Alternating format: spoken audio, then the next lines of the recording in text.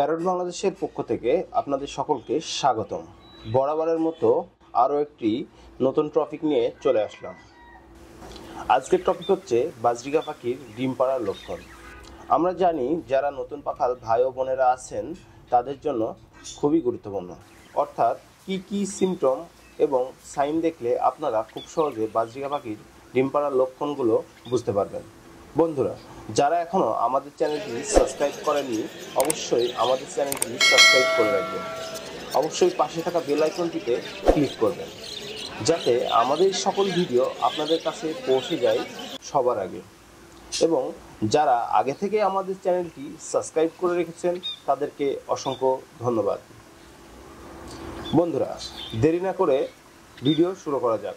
বন্ধুরা, যারা বাজরিকা পাখি নতুন করে পালন করছেন তাদের ভিতরে অনেকেই অনেক সময় দুশ্চিন্তা বা একটা হতাশা দেখা যায়।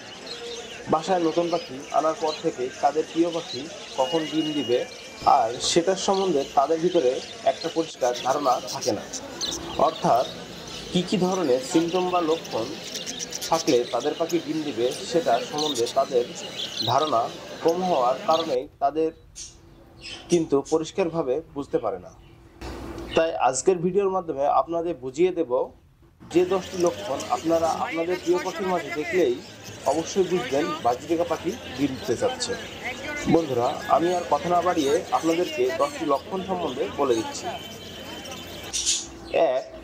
ডিম পাড়ার আগে ঘন ঘন মিটিং করবে এবং ফিমেল পাখির নাকের রং পরিবর্তন হবে। 2. ফিমেল পাখি হাড়ির আশেপাশে ঘোরাঘুরি করবে এবং হাড়ির ভিতরে যাওয়া আসা করবে। 3. হাড়ি বা কাটে কামড়াবে।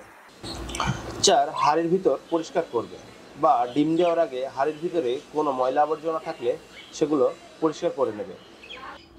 5. খাবার পট বা খাবার ফেলে দিবে। 6. ফিমেল পাখিটি অন্ধকার বা নিরিবিলি স্থানে থাকবে। 7.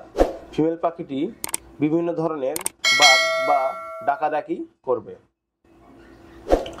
8. ফিমেল পাখিটি ক্যাটেল বোন একাই শেষ করে দেবে। 9. ফিমেল পাখিটির টয়লেট পরিবর্তন হবে। 10. মেল পাখিটি ফিমেল পাখিটিকে খাইয়ে দেবে। আরও একটি টিপস বলে দিই, ফিমেল পাখিটির স্বাস্থ্যগত পরিবর্তন ও ভেন্টেরিয়ার পালক অনেকটাই কমে যাবে।